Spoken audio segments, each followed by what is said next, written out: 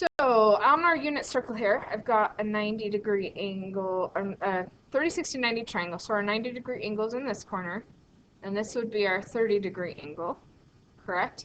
Now remember, we just learned that this is called the unit circle. The main definition of the unit circle is that the radius is 1. So what does that tell us about this side of our triangle? Well, a radian is an angle, but so the length of that triangle, sorry, I didn't like the way it looked. The length of that side of the triangle is 1 because it's the radius, right? And the radius of the unit circle is 1. Okay, so this 30-degree angle points to a point right here on this arc of our unit circle. That point right there is an x value and a y value that would give us a hypotenuse of 1. All right, remember a 30, 60, 90 triangle is half of an equilateral triangle. So what is the length of this side of our triangle? If the radius or the hypotenuse is 1, got your little orange cards you might have written these rules on. Because we've taken a 60, 60, 60 triangle and split it in half. So a 60, 60, 60 equilateral triangle in the unit circle would be every side is equal to 1. In fact, if it helps, I could just duplicate this one, Control-C, Control-V.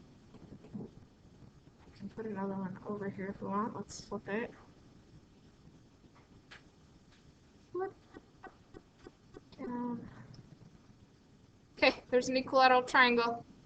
So this side would be 1, that whole side all the way down would be 1, this side over here would be 1, but we're just doing half of it. So what's the length just right here? Because that's the y value, right? How long is it? 1/2. I mean, you could call it 0.5, but it's probably just going to be better to do fractions because you don't really want decimals, you want things exact. And even though 0.5 is exactly 1/2, the other side we're not going to be able to do exactly as a decimal. Okay, let's go back to our 30, 60, 90 rules. What's the other side of the triangle going to be, or this altitude that's right down the middle of this equilateral triangle that I've kind of got in here now? Do you remember what's the rule to get from the short leg to the long leg? You can use Pythagorean theorem, but every time you use it, you'll still get the same result. So that's why we just use the little rule instead. Something about taking the short leg and multiply by, perfect, square root of 3. So that means that this side of our triangle is square root of 3 over 2. I realize that sometimes having square roots and things like that helps us to, it makes us confused on what the actual length means because we're just not used to thinking in square roots. So square root of 3 divided by 2, just to appease your mind, is 0.86. So this side of our triangle is a length of 1 unit in our unit circle for the radius. This is a half a unit, and this here is 0.86, 0.87 of a unit to go from the center to that spot right there on the x-axis. Okay, so those two sides of our triangle tell us the xy values of this point right here, yes? So the x-coordinate going to the right would be at square root of 3 over 2, and the y value going up to that point would be 1/2, because that's the length of the triangle at that point. All right, let's go to the triangle I just pasted below it. Let's do the xy value for this point, because this triangle is exactly the same size as that triangle. So you tell me, xy values, what will they be?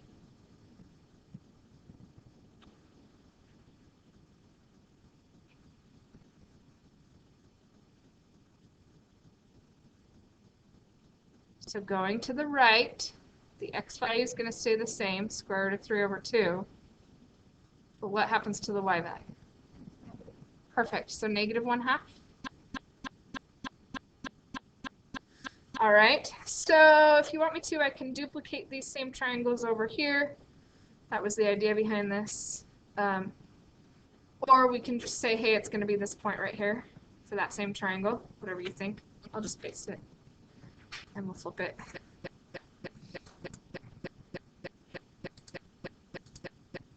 Do flip, left, right, here. All right, same exact triangle. I just copied and pasted it, so same dimensions, right? This xy value, though, because we have to go left, is negative square root of 3 over 2. And then because we go then up, that y value, that would be a positive 1/2. And then last one, let's flip this one. Oops. Oh my gosh, what am I doing? What did I just do? I don't even know. Go away. Yay, I love it when random things end up in my videos. Okay, I was being facetious, in case you couldn't tell. Oh, I need to flip it both ways. Wait, there it is. See, I knew duplicating those was more trouble than it was worth. All right, but it helps us to visually see what this point over here is going to be. So this point will be where? So left, square root of 3 over 2, and down, so negative 1/2.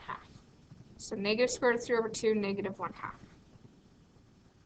So far, so good? While we're here, let's go ahead and figure out these quadrantal points here. So there's one right here on the x-axis. This is the unit circle. It has a radius of 1 unit. Where is this point?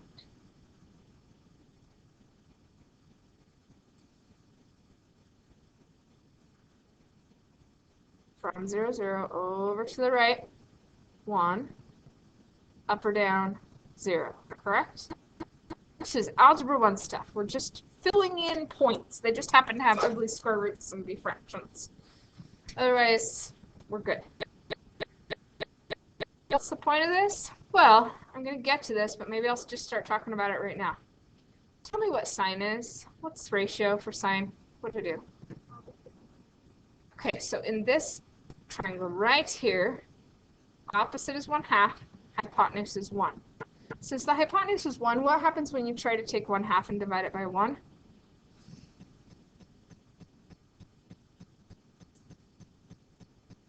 You still have 1/2, right? So does that mean that the exact sine value of 30 degrees is 1/2 divided by 1, which is 1/2, which is that y value right there? I wonder if that means if the sine of 0 is 0, that y value right there. And maybe the sine of 330 degrees is that y value right there, negative 1/2. And maybe the sine of 210 degrees is this y value right here, negative 1/2. And maybe the sine of 150 degrees is this angle right here, which is another positive 1/2. Right? So we can do this with all of the special triangles we've learned about. I'm going to pick up the pace just a little bit here. So here's a 45, 45, 90 triangle. Actually, maybe it'd be better to make this a separate video.